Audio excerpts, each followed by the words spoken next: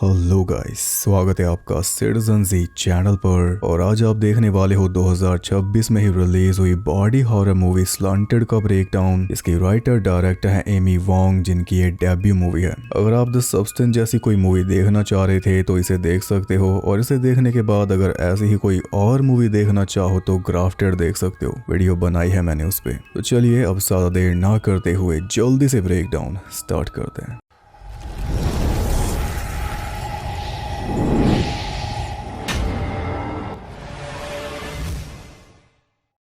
ये कहानी है जॉन हुआंग नाम की एक चाइनीज बच्ची की, जिसकी फैमिली चाइना से अमेरिका शिफ्ट हुई है एक बेहतर फ्यूचर की तलाश में। उसका डैड रॉजर उसे पहले दिन स्कूल छोड़ने पहुंचा और बोला कि सब तुम्हें बहुत पसंद करेंगे, लेकिन हुआ इसका एकदम उल्टा। जॉन को बहुत ज्यादा रेसिज्म झेलना पड़ा। लंच टाइम में जब वो अपना टिफिन खोल के बैठी तो सारे बच्चे उससे दूर भाग गए, जिस वजह से उसने पूरा लंच डस्टबिन में फेंक दिया। फिर पूरा दिन भूखी रही, और दोपहर में जब उसकी माँ सोफिया उसे लेने आई तो माँ ने उसका फेवरेट चाइनीज स्नैक उसे दिया, लेकिन उसने वो भी खाने से मना कर दिया, पूरे दिन भूखे रहने के बावजूद भी। पहले दिन का कुछ ऐसा इम्पैक्ट रहा उसके ऊपर। सोफिया उसे लेकर पहुंची हाई स्कूल में, जहाँ पे रॉजर जेनेटर का काम करता है, यानी साफ सफाई का। रॉजर ने उससे पूछा कि पहला दिन कैसा रहा, तो उसने हंसते हुए जवाब दिया, बहुत अच्छा, मैंने कई सारे नए दोस्त बनाए, जबकि एक भी बच्चा उसके पास तक नहीं लगा। वहाँ पे पहुंच के सोफिया को पता चला कि रॉजर को आज देर तक काम करना है, और ये जानकर वो बहुत गुस्सा हुई, क्योंकि आज उनका ड्रैगन बोट फेस्टिवल है। अमेरिका में आए 1 महीना हुआ है और रॉजर अभी से अपने फेस्टिवल्स को भूलता जा रहा है। ये शिकायत है सोफिया की।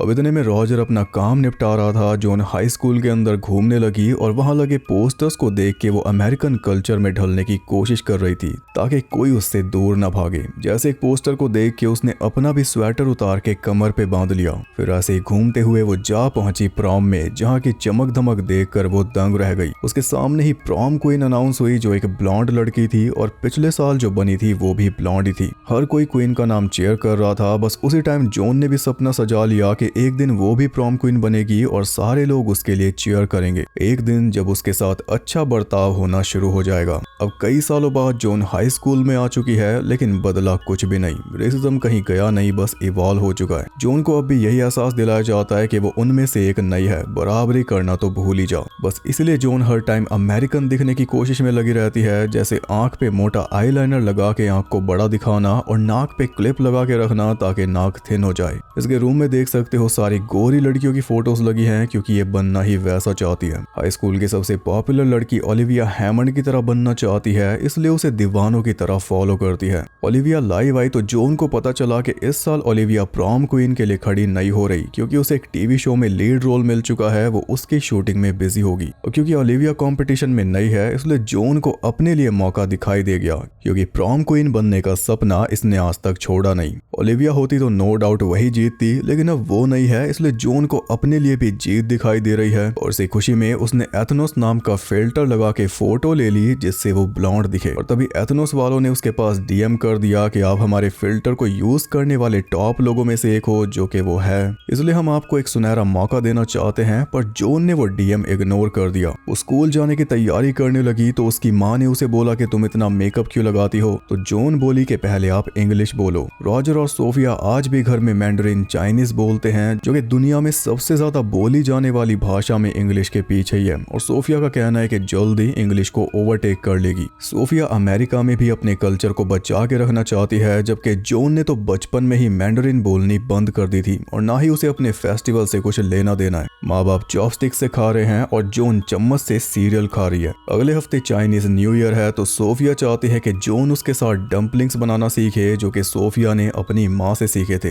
लेकिन जॉन को इसमें कोई दिलचस्पी है नहीं। जॉन आज भी स्कूल में लंच लेकर जाती है अपनी माँ की जबरदस्ती की वजह से, लेकिन लंच खाती नहीं। उसका लंच बड़े शौक से उसकी सहेली वृंदा खाती है, जो कि इंडियन अमेरिकन है, वो भी चॉपस्टिक से, जबकि चॉपस्टिक पकड़ना जॉन को गुनाह लगता है। जॉन नैश नाम के लड़के को पसंद करती है, लेकिन नैश उसे लड़कियों में गिनता ही नहीं। वो भी ओलिविया के ग्रुप का हिस्सा है। ओलिविया स्कूल में इतनी पॉपुलर है कि उसने एक मूवमेंट चला रखी है स्किन को धूप से बर्न करने की, ताकि लोगों को पता चल सके कि ग्लोबल वार्मिंग कितनी बढ़ती जा रही है। तो उसकी वजह से स्कूल के ऑलमोस्ट सभी बच्चे इस मूवमेंट का हिस्सा बन चुके हैं, अपनी बॉडी पे सीरियस बर्न मार्क्स लेकर। जोन भी हिस्सा बनना चाहती है लेकिन बन नहीं सकती, क्योंकि उसकी स्किन गोरों की तरह नहीं बर्न होने वाली, ना ही ब्रिंदा की। अब देख सकते हो ब्रिंदा अपने कल्चर से दूर नहीं भागती। आंख में काजल है, कान में झुमके हैं, नोज रिंग भी है, और ना ही वो ओलिविया को कुछ समझती है। खैर, दोपहर में सोफिया ने जोन को स्कूल से पिक किया और वो दोनों पहुंची मिसेस एडम्स के बंगले पे, जहाँ पे रॉजर सफाई का काम कर रहा था। अब हाई स्कूल में नहीं करता, बड़े घरों में करता है, लेकिन करता सफाई ही है, और कोई जॉब उसे आज तक नहीं मिल पाई। मिसेस एडम्स का घर आप देख सकते हो, पूरी व्हाइट फैमिली है, लेकिन घर अलग अलग कल्चर्स की चीजों से भरा पड़ा है, जैसे अफ्रीकन, इवन चाइनीज भी। मिसेस एडम्स पूरी दुनिया में घूम के ह्यूमन राइट्स वाला काम करती है। अब सफाई करते करते रॉजर के हाथ से एक कीमती वास गिरकर टूट गया, जिससे मिसेस एडम्स बहुत ज्यादा गुस्सा हो गई। तो रॉजर जोन से मैंडरिन में बोला कि इसके पैसे ये मेरी पे में से काट लेगी, पर जोन को पता था कि वास पे से कई गुना ज्यादा महंगा था, इसलिए उसने मिसेस एडम्स को सॉरी बोल दिया। तो गुस्सा शांत करने के लिए मिसेस एडम्स कोई चाइनीज प्रेयर बोलने लगी, और रॉजर एक सांस बस जोन की तरफ देखे जा रहा था कि अदला बदली हो गई। तो इनका कल्चर अपनाने में लगी है और ये हमारा। मिसेस एडम्स ने साफ बोल दिया कि अगर ऐसा कुछ दोबारा हुआ तो तुम्हें कहीं भी काम करने को नहीं मिलेगा, क्योंकि सभी अमीर लोग इसके दोस्त जो हैं। रॉजर के हाथ में बहुत बड़ा कट लग चुका था, जिसके बारे में वहां पे कोई बात नहीं हुई। घर आके सोफिया ने ही उसमें टांके लगाए, पर अब रॉजर उस हाथ से काम नहीं कर पाएगा और उसके काम करे बिना गुजारा नहीं है, इसलिए उसकी जगह अब जोन को ही सफाई करने जाना होगा, जिसमें उसकी बहुत बेइज्जती होने वाली है, क्योंकि सफाई करने वाली प्रॉम क्वीन कैसे बनेगी, कोई वोट ही नहीं देगा। अमेरिकन सफाई नहीं करते, सफाई करते हैं सिर्फ इमिग्रेंट्स। ऐसा ही कुछ उसे सपना आया, जिसमें वो प्रॉम क्वीन तो बन गई थी और सब उसके लिए चीयर भी कर रहे थे, पर तभी उसके सामने उसकी सफाई वाली रिफ्लेक्शन आ गई, जिसमें उसका फेस नहीं था। यानी इस फेस के साथ वो खुद को प्रॉम क्वीन के रूप में इमेजिन भी नहीं करती, क्योंकि ऐसी कोई प्रॉम क्वीन आज तक देखी नहीं। और इससे भी अजीब ये था कि एकदम से उसके सामने खड़े लोगों के फेस मानो पिघल के लटकने लगे थे। बस तभी उसकी आंख खुल गई और फोन में फिर से डीएम आया हुआ था एथनोस का। इस बार एक वीडियो का लिंक भी आया हुआ था, लेकिन जोन ने फिर इग्नोर कर दिया। स्कूल जाके उसने अपना प्रॉम क्वीन वाला कैंपेन स्टार्ट कर दिया था, लेकिन कोई उसकी तरफ देख तक नहीं रहा था। जब वो हॉल ऑफ फेम में गई तब उसे पता चला कि आज तक जितनी भी लड़कियां प्रॉम क्वीन बनी हैं सारी ब्लॉन्ड थी। तो बस घर जाके उसने भी अपने बाल ब्लॉन्ड कर लिए कि अब तो मुझे स्वीकार कर ही लेंगे। लेकिन इससे उसकी माँ को बहुत दुख हुआ कि तू अपनी पहचान क्यों बदल रही है, पर जोन को थोड़ा सा सम्मान चाहिए। आज क्योंकि चाइनीज न्यू ईयर है, इसलिए सोफिया ने जोन को टाइम से घर आने के लिए बोला, क्योंकि साथ में डम्पलिंग्स बनाने हैं। जोन स्कूल पहुंची इस उम्मीद में कि आज तो भर भर के अटेंशन मिलेगी, और सबसे पहली अटेंशन उसे मिल गई ओलिविया की। पीछे से उसके बाल देखकर ओलिविया ने सोचा कोई और है, पर शक्ल देखते ही वो अपने रास्ते चल दी, सिर्फ उसके बालों की तारीफ करके। और जोन के लिए तो वही बहुत था, लेकिन ब्रिंदा ने वो भी नहीं की। जोन के ब्लॉन्ड बालों की तारीफ करना उसकी खुद की बेइज्जती करने के बराबर होता, क्योंकि उसके बाल काले हैं जैसे जोन के थे। वैसे जोन ने बाल ब्लॉन्ड करके ब्रिंदा के मन में लूजर वाली फीलिंग तो जगा ही दी है। खैर, क्लास खत्म होने के बाद ओलिविया ने जोन से बात की और उसे बताया कि हम नेल्स करवाने जा रहे हैं, अगर तुम फ्री हो तो हमारे साथ चल सकती हो। अब वैसे तो जोन को जल्दी घर जाना था, लेकिन ये सुनहरे बालों वाला मौका वो कैसे मिस कर देती। उसने अपनी माँ को फोन करके ये बोल दिया कि असाइनमेंट की वजह से घर आने में थोड़ी देर हो जाएगी। फिर वो उसी सैलून में पहुंची जहाँ पे ओलिविया पहुंची हुई थी अपनी फ्रेंड्स ग्रेटा और कैट के साथ। और वो एक चाइनीज सैलून था जहाँ पे न्यू ईयर के उपलक्ष्य में स्पेशल डिस्काउंट दिया जा रहा था, लेकिन सिर्फ चाइनीज लोगों को। तो यानी ओलिविया ने सिर्फ जोन को यूज करने के लिए बुलाया ताकि उसके थ्रू डिस्काउंट मिल सके। सैलून की ओनर भी ये बात समझ चुकी थी, इसलिए वो डिस्काउंट देने के लिए राजी नहीं थी, पर वो जोन के ही शहर के निकल आई और कुछ जोन ने उससे मिन्नतें की, इसलिए आखिर में वो मान गई। ओलिविया की गैंग का मैनिक्योर पेडिक्योर चालू हो गया और जोन उनके पास बैठकर उन्हें देखती रही। ओलिविया अपने डेली स्ट्रगल्स बता रही थी, जो कि कहीं से भी स्ट्रगल्स नहीं थे, फिर भी उसकी सहेलियां उसके लिए उदास होकर दिखा रही थी, और उसकी सहेलियां बने रहने के लिए वो उसे गिफ्ट्स भी देती रहती हैं। ये भी हम देख पाए, क्योंकि वो दोनों भी तो प्रॉम क्वीन बनना चाहती हैं, और जो ओलिविया के करीब रहेगा उसी के चांसेस सबसे ज्यादा होंगे। जोन ने आखिर ओलिविया से पूछ लिया, क्या तुम प्रॉम क्वीन के लिए किसी को एंडोर्स करने वाली हो, क्योंकि जिसे तुम एंडोर्स करोगी वही जीतेगी। तो इस बात को ध्यान में रखते हुए ओलिविया ने एक रील बना के डाल दी, जिसमें जोन को भी फीचर किया कि अपने लोकल बिजनेसेस को सपोर्ट करो वहां से डिस्काउंट लेके, और एक हफ्ते के अंदर मैं किसी एक लड़की को प्रॉम क्वीन के लिए एंडोर्स करने वाली हूँ। ये सुनकर जोन के मन में लड्डू फूटने लगे कि ओलिविया मुझे ही एंडोर्स करने वाली है, लेकिन जाते जाते ओलिविया उसे ये बोल गई कि तुम्हारे बालों की काली जड़ें मुझे दिखाई दे रही हैं। यानी तो कितनी भी कोशिश कर ले कभी हमारे जैसी नहीं बन सकती। पर जॉन ये बात समझी नहीं। उनके जाते ही वो कोई अच्छी ब्लीच सर्च करने लगी कि तभी उसके पास एक बार फिर एथनोस का मैसेज आ गया जिसमें लिखा था, क्या आप अपनी काली जड़ों से परेशान हो?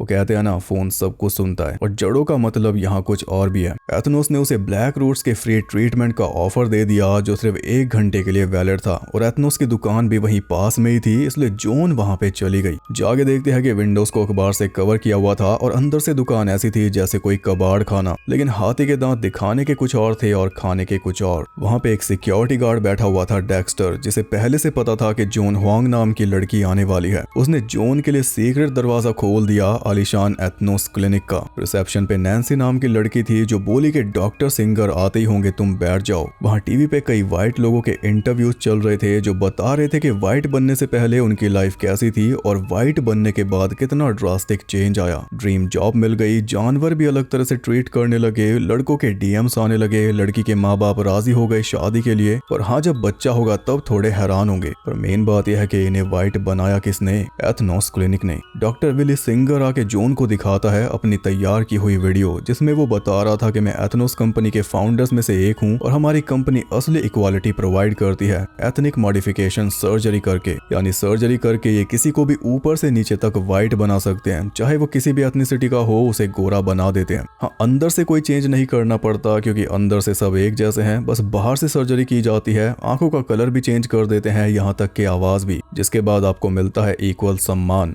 आपकी दुनिया रंगीन हो जाती है, आप खुद को अलग नहीं पाते। इस सर्जरी में ना कोई पेन होता है, ना ही इसमें कोई रिकवरी टाइम है। सर्जरी कराते ही आप बाहर की दुनिया में घुलने मिलने के लिए तैयार होते हो और ये सर्जरी परमानेंट है। एक बार करा ली फिर मौज ही मौज। जॉन पूरी फैसिनेट हो चुकी थी क्योंकि बचपन से उसने एक यही तो सपना देखा था कि वो भी व्हाइट बन जाए, लेकिन ये बात उसे इम्पॉसिबल लग रही थी। और डॉक्टर सिंगर बोला कि ये बिल्कुल पॉसिबल है और इसके जीते जागते एग्जाम्पल्स तुम्हारे सामने ही हैं। नैन्सी पहले ऐसी दिखती थी, अब देखो कितनी हैप्पी डेंट व्हाइट है। डेक्स्टर दिखता था कुछ ऐसा और अब देख लो। अब इसे कोई अमेरिका से निकलने के लिए भी नहीं कहता। और इधर उधर क्यों देखना, डॉक्टर सिंगर को ही देख लो। 10 साल पहले ये भी इंडियन अमेरिकन डॉक्टर था, लेकिन सिर्फ इसके कलर की वजह से इसे कभी प्रमोशन नहीं मिला। तब थकार के इसने 2 और बड़े ब्रेन्स के साथ मिलकर बनाई एथनोस, एक बायो इंजीनियर, एक मॉलिक्यूलर बायोलॉजिस्ट और एक बायोफिजिसिस्ट। तीनों ने मिलकर ये सपना साकार कर दिया और अपने रास्ते से रुकावट के सारे पत्थर हटा दिए। अब जॉन के पास भी मौका है, वो भी इस सर्विस का फायदा उठाकर अपनी लाइफ चेंज कर सकती है, लेकिन क्योंकि वो एक माइनर है इसलिए उसे अपने पेरेंट्स की परमिशन चाहिए होगी। डॉक्टर सिंगर ने उसे एक फॉर्म दे दिया अपने पेरेंट्स के साइन करवाने के लिए, उसके बाद सर्जरी हो जाएगी। हाँ, पर जो फ्री हेयर ट्रांसप्लांट का ऑफर जॉन को दिया गया था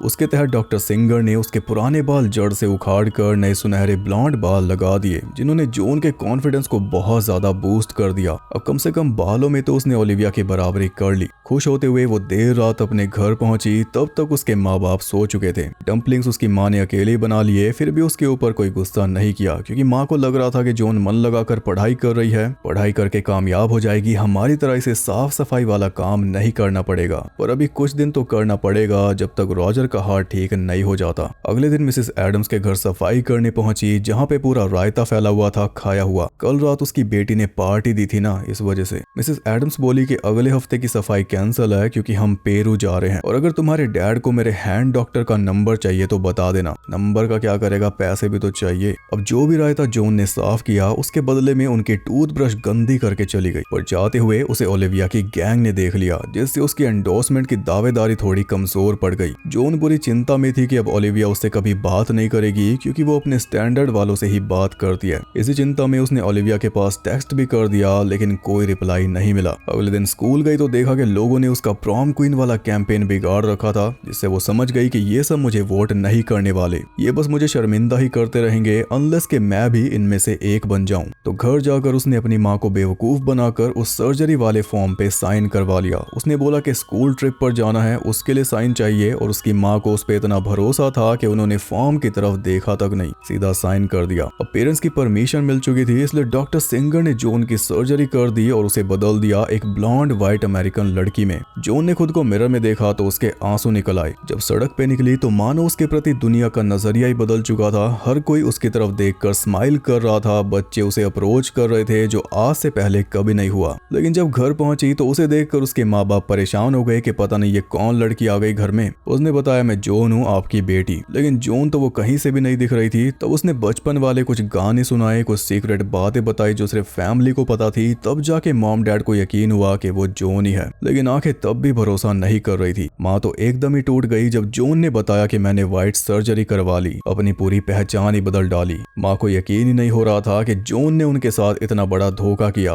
धोखे से साइन करवा लिए और इतना बड़ा स्टेप ले लिया बिना बताए। फिर भी उसे कोई दुख नहीं है कि उसने अपने माँ बाप का भरोसा तोड़ दिया, बल्कि उसका तो ये कहना है कि आप दोनों मेरे लिए कभी खुश होंगे या नहीं। अब माँ बाप के तो आंसू ही नहीं रुक रहे थे, वो उससे क्या बहस करते। उसे साथ लेकर वो क्लिनिक में पहुंचे अपनी बेटी बदलवाने, और डॉक्टर ने साफ बोल दिया कि अब कुछ नहीं हो सकता, तुम दोनों जल्दी समझ जाओगे कि ये तुम्हारी बेटी के लिए कितना अच्छा कदम है, फिर तुम दोनों भी आके सर्जरी करवाओगे और मैं तुम्हें फैमिली डिस्काउंट दूंगा। इतना बोलकर उसने पीछा छुड़ा लिया, पर माँ बाप तो परेशान थे ही। माँ जॉन से लड़ रही थी कि तूने खुद को इरेज क्यों करवाया। जॉन बोली मैंने खुद को अपग्रेड करवाया। माँ बोली कि चाइनीज होना ही हमें स्पेशल बनाता है। तो जॉन बोली कि मुझे तो वीक बना रहा था, हर कोई मुझे हेट करता था, सब जज करते थे, कोई पास नहीं लगता था, पर अब वो सब बदल चुका है। आज पहली बार जॉन ने अपने माँ बाप को बताया कि बचपन से लेकर अब तक वो डेली क्या फेस करती है। और फेस तो माँ बाप भी करते आ रहे हैं, लेकिन उन्हें कभी कोई फर्क नहीं पड़ा क्योंकि वो खुद को चाइनीज ही मानते हैं, जबकि जॉन के साथ ऐसा नहीं है। वो चाइनीज अमेरिकन है, उसकी अपब्रिंगिंग यहाँ की है ना कि चाइना की। उसकी दुविधा माँ बाप ने कभी समझी ही नहीं, इसलिए उसने अपना चाइनीज पार्ट मिटा दिया।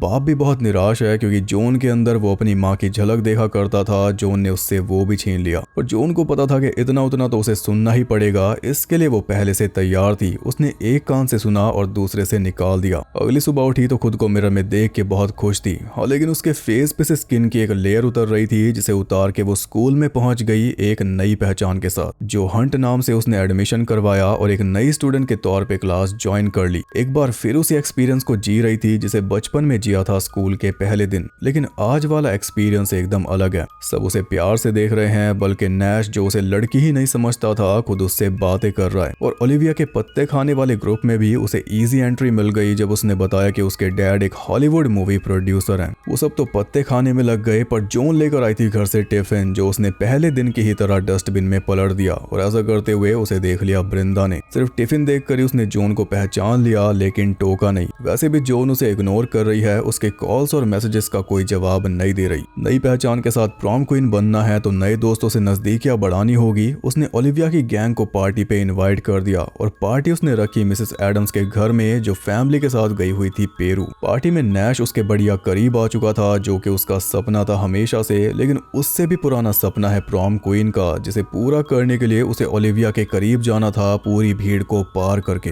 इसके लिए उसने पूल में मस्ती कर रहे लड़कों को बोलकर ओलिविया के ऊपर पानी फेंकवा दिया, फिर बहाने से उसे ले गई अकेले में। वहां भी उसकी स्किन पील हो रही थी जो उसने फटाफट पील कर ली। फिर भी ओलिविया ने उसे बोला कि मैं तुम्हारा सीक्रेट जानती हूँ। ये सुनकर जॉन के होश उड़ गए, लेकिन ओलिविया की बात अभी पूरी नहीं हुई थी। वो ये सीक्रेट जानती है कि जॉन ने उसके ऊपर पानी डलवाया अकेले में उससे बात करने के लिए। चोर के चेहरे पे छिलका। मुद्दे की बात खुद ओलिविया ने ही बोल दी कि मैं तुझे एंडोर्स कर दूंगी, पर पहले तुझे प्रूव करना होगा कि तू भरोसे के लायक है। उसी पार्टी में ब्रिंदा ने जॉन को पकड़ लिया। तब कहीं जाके जॉन ने उससे माफी मांगी कि मुझे तुम्हें इग्नोर नहीं करना चाहिए था। लेकिन इसी बीच ओलिविया का कलेश हो गया ब्रिंदा के साथ आए कुछ दोस्तों के साथ। ओलिविया उन्हें बुरा भला बोलकर पार्टी से निकाल रही थी, तो ब्रिंदा बीच में आ गई कि जो ने हमें खुद इनवाइट किया है, और जो को तो अपनी लॉयल्टी साबित करनी थी, इसलिए उसने ब्रिंदा और उसके दोस्तों को खुद पार्टी से निकाल दिया। ऐसा करके जॉन ने एंडोर्समेंट तो पा ली, मगर सच्ची दोस्ती गवा बैठी, सेम जैसे पेरेंट्स का ट्रस्ट गवा दिया। तो अब एक बार तो सोचना बनता है कि क्या एक सपने के लिए इतना सब गवाना ठीक है। ओलिविया कभी उसकी सच्ची दोस्त नहीं बनेगी, ना ही उसके ग्रुप में से कोई और, तो फिर क्या ये सब वर्थ इट है,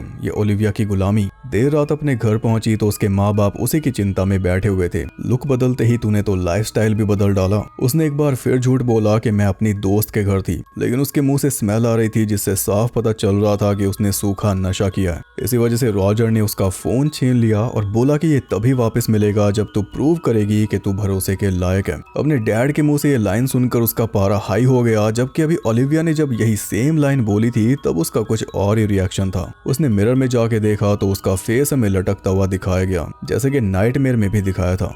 अगली सुबह जब वो उठी तो उसके फेस का फिर वही हाल था, फिर से स्किन उतर रही थी और इस बार कुछ ज्यादा ही उतर गई। स्किन उतारते ही उसकी हल्की सी पुरानी स्किन टोन रिवील हो चुकी थी, जिसे देखकर वो काफी घबरा गई। लेकिन स्कूल भी जाना था, इसलिए मेकअप वगैरह करके उसने स्किन टोन को बैलेंस कर लिया। स्कूल में वो ब्रिंदा के पास गई बात करने, तो ब्रिंदा ने उसे बोला कि तेरी नजरों में अब तू सुंदर हो गई है, इसका मतलब तू पहले सुंदर नहीं थी, जिसका मतलब कि तेरी नजरों में मैं भी सुंदर नहीं हूँ, इसलिए तूने मुझसे दूरी बना के उन लोगों के साथ दोस्ती कर ली जो तेरी नजर में सुंदर है। फिर भी ब्रिंदा ने उसे प्रॉम के लिए गुड लक विश किया और इस बार खुद उससे दूरी बना ली। जॉन की बॉडी में बहुत कुछ अजीब हो रहा था, वो उल्टियां कर रही थी, शायद नए ग्रुप के साथ पत्ते खाने की वजह से, लेकिन उसके फेस की स्किन लटकती जा रही थी और ऐसे तो वो प्रॉम क्वीन नहीं बन पाएगी। इसलिए उसी टाइम क्लिनिक पहुंची इस समस्या का इलाज करवाने और जाके देखती है कि क्लिनिक में भीड़ बढ़ चुकी है। पूरी की पूरी फैमिली, बच्चे से लेकर बूढ़े तक सब ये सर्जरी करवा रहे हैं। जॉन ने नैन्सी को जाके बोला कि मुझे डॉक्टर से मिलना है, तो नैन्सी ने बताया कि डॉक्टर 20 फरवरी को मिलेंगे, अगले साल की 20 फरवरी को। जॉन अपना चेहरा दिखा के बोली कि ये इमरजेंसी है, तो नैन्सी ने उसे बताया कि ये एकदम नॉर्मल है। उसने जॉन को एक क्रीम और एक टेप दे दी कि इस क्रीम को लगा के स्किन को टेप से टाइट कर लेना, सब ठीक हो जाएगा।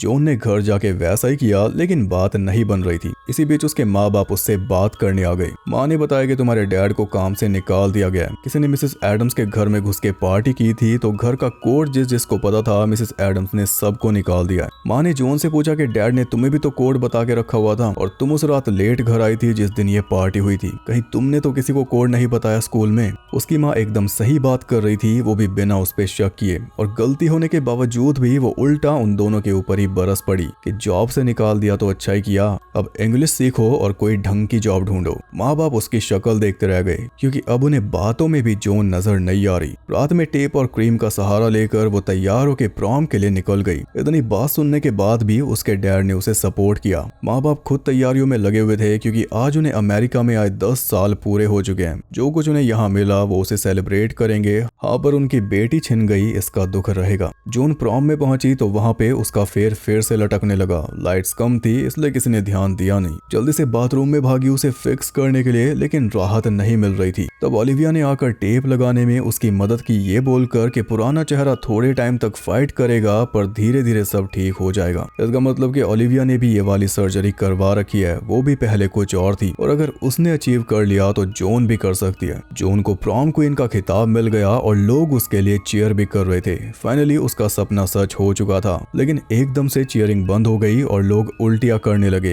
क्योंकि स्टेज पर ही जॉन का चेहरा पिघलने लगा था। सपने के बजाय उसका नाइटमेयर सच हो गया। शर्म के मारे वो वहीं पे बेहोश हो गई, और जब उसकी आंख खुली तो उसने खुद को ओलिविया के घर में पाया, जो पूरा व्हाइट था। ओलिविया और उसके फादर हैंक ने जॉन को दिलासा दिया कि कुछ नहीं हुआ, सब ठीक हो जाएगा। प्रॉम में उतनी लाइट नहीं थी, किसी ने ठीक से कुछ नहीं देखा। वो दोनों जॉन को बताते हैं कि हम क्यूबन अमेरिकन थे, लेकिन यहाँ पे हमारा भी जीना मुश्किल था। जब हमें व्हाइट सर्जरी के बारे में पता चला तो सर्जरी करवा के हम डॉक्टर सिंगर के शुरुआती क्लाइंट्स में से एक बन गए। तब से हम सिर्फ ऊपर की तरफ ही गए हैं, पीछे मुड़ के कभी नहीं देखा। इवन ओलिविया की माँ भी जॉन की माँ जैसी थी, वो भी अपने आप को मिटाना नहीं चाहती थी, इसलिए बाप बेटी ने उसे छोड़ दिया। वैसे वो जॉन को सलाह दे रहे हैं कि तू भी अपने माँ बाप को छोड़ दे, जो नहीं समझता उसे छोड़ दो। हैंक का कहना है कि डॉक्टर सिंगर कलर मिटा के सबको बराबर कर रहा है, मतलब कि बाकी जितने भी स्किन टोन्स हैं जो कि पैदाइशी मिले हुए हैं सबको, उन्हें मिटाकर वो सबको व्हाइट कर रहा है, और व्हाइट होने से सब बराबर हो रहे हैं, क्योंकि व्हाइट कोई कलर थोड़ी है, व्हाइट तो वरदान है।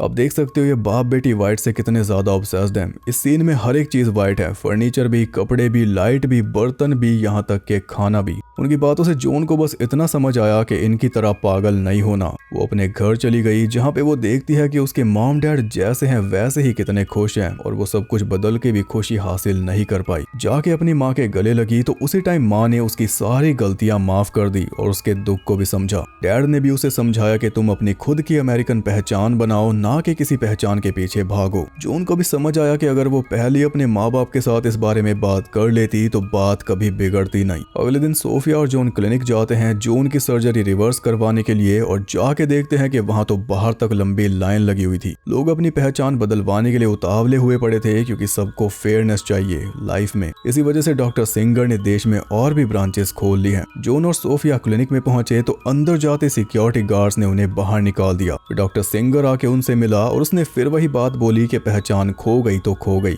अब कुछ नहीं हो सकता। जून बोली कि मैं मॉन्स्टर बन चुकी हूँ। तो डॉक्टर बोला कि नए प्लांट के उगने के लिए बीज को मरना पड़ता है। जून का बीज अभी मर रहा है, उसके बाद ही प्लांट फलेगा, लेकिन जून को वो बीज नहीं मरने देना। घर जाके वो खुद ही अपने चेहरे को चीर के हटाने लगी तो अंदर उसे अपने पुराने चेहरे की एक झलक मिल गई। पहली बार उसने अपनी असली आंखों को पसंद किया। वो खुश हुई कि अब भी उम्मीद बाकी है, और इसी के साथ ये मूवी हो गई खत्म। बॉडी हॉरर के जरिए आजकल कई सारे इश्यूज को एड्रेस किया जा रहा है, जो कि कमाल की बात है। जैसे अभी थिनेस्ट्रा में अलग इशू था, द सब्सटेंस में अलग था, ग्राफ्टेड में कुछ ऐसा ही था, और इसमें है भेदभाव। ये एक बड़ा ही अच्छा टूल मिला है फिल्म मेकर्स को, जो कि बहुत इफेक्टिव भी साबित हो रहा है। हर कोई अपनी कहानी बयान कर पा रहा है भयानक से भयानक वे में। जैसे एमी वॉन्ग ने जो कुछ खुद फेस किया, जिस दुविधा में वो कभी खुद थी, वही उन्होंने बॉडी हॉरर का यूज करके दिखा दिया। मूवी में आप देखो एथनोस की स्ट्रेटेजी कितनी तगड़ी थी। उन्होंने एक ब्लॉन्ड वाला फिल्टर बनाया इंस्टाग्राम के लिए। जो भी उस फिल्टर को यूज करेगा, समझो वो वाइट दिखना चाहता है, उसका डेटा कंपनी कलेक्ट कर लेगी, फिर उसके पास मैसेज करती रहेगी जब तक वो क्लाइंट नहीं बन जाता। और आजकल ऐसा ही होता है। जो हंट का रोल इसमें मैकेना ग्रेस ने किया है, जिन्हें हमने अभी स्क्रीम 7 में भी देखा था, बहुत ही कम टाइम में ये बहुत ज्यादा मूवीज में नजर आ रही है। आने वाली स्कूबी डू मूवी में भी इन्हें रोल मिल चुका है। तो आप बताइए आपको ये मूवी कैसी लगी, क्योंकि भेदभाव तो मोस्टली सबने ही फेस किया होगा किसी ना किसी रूप में, डिस्क्रिमिनेशन। बाकी अंडरटोन अगर किसी को समझ आई तो बताओ, वरना मैं वीडियो बनाऊं उस पे, क्योंकि वो है मेरी नजर में। तो मैं आपसे मिलूंगा अगली वीडियो के साथ, तब तक के लिए सबको